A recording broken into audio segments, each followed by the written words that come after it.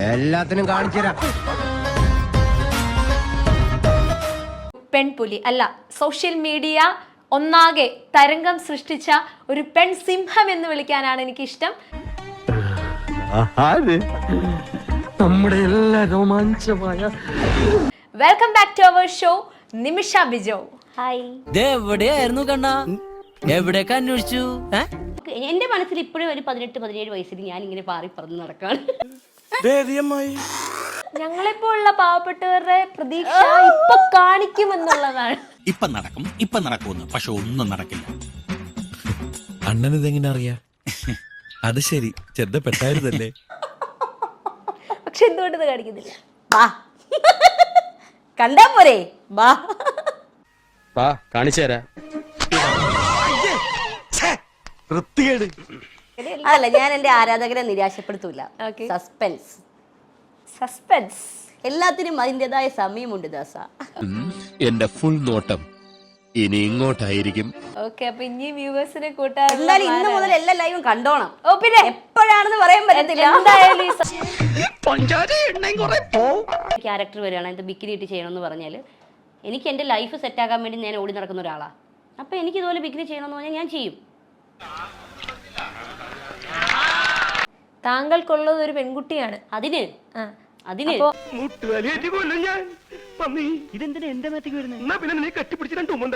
ആ ഒരു പെൺകുട്ടിയുടെ ഭാവി കൂടി നോക്കണ്ടേ?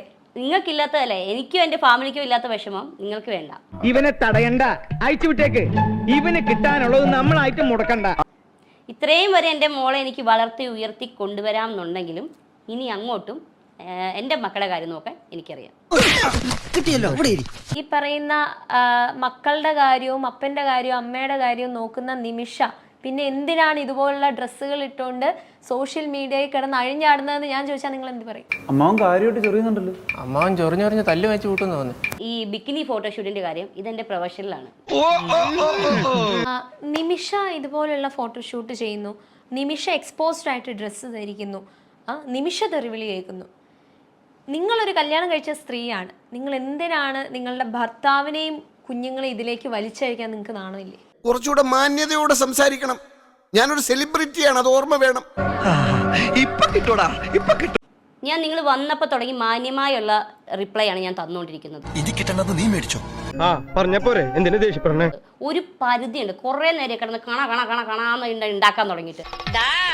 നീ ഇതുവരെ കണ്ട എന്റെ മുഖം ഉണ്ടല്ലോ, അത് ഡീസന്റ് മുഖം. എന്നെ തറയാക്കലടാ മോനെ. ഡീസന്റ് വിടല്ലേ? എന്ത് കാര്യത്തിന്?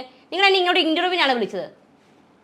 എന്നെ നിങ്ങൾ ഇങ്ങോട്ട് ഇന്റർവ്യൂവിനാണ് വിളിച്ചത്, അതോ വേറെ വല്ല സംഭവം ചോദിക്കാനാണ് വിളിച്ചത്? പറങ്ങാണ്ടി മോന്തെ അടിച്ച് പൊളിച്ചളെ അറിയാം. നിങ്ങൾക്ക് ചോദിക്കുന്നതിനൊക്കെ ഒരു മര്യാദയില്ല. പിന്നെ നീ എന്തുണ്ടാക്കിയെന്നാ ഈ പറയണത്? ഞാനത് ചോദിക്കരുതായിരുന്നു. ഒരു ഇന്റർവ്യൂവിന് വിളിക്കുമ്പോൾ ഇങ്ങനെയാണോ ചോദിക്കേണ്ടത്? ചോദിക്കുന്ന ഒരു മര്യാദയുണ്ട്. നിങ്ങൾ തന്നെയാണല്ലോ പറഞ്ഞ വലിയ സോഷ്യൽ മീഡിയ താരമാണെന്ന് പറഞ്ഞു. ഒരു താരത്തോട് ചോദിക്കുന്ന ചോദ്യമാണ് ഈ ചോദിച്ചത്. ദേഷ്യം ഞാൻ മോന്തെ അടിക്കാൻ പൊളിക്കും ഞാൻ.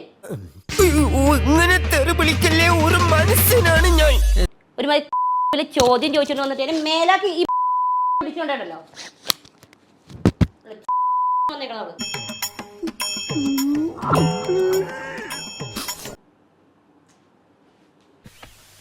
പോട്ടെ, മോള് കരയണ്ട. ചേട്ടൻ ഞാൻ അങ്ങനെ ഒന്നും ഉദ്ദേശിച്ചല്ല പറഞ്ഞത്.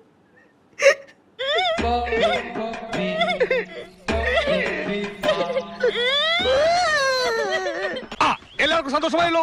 എനിക്ക് സന്തോഷമായി. എല്ലാവർക്കും പിരിഞ്ഞു പോവാം. അനിയാ പോട്ടെ, അമ്പി പോനെ പോട്ടറ. അറിയൊന്നും വിചാരിക്കില്ലേ മക്കളെ, നമ്മളോടൊന്നും തോന്നല്ലേ?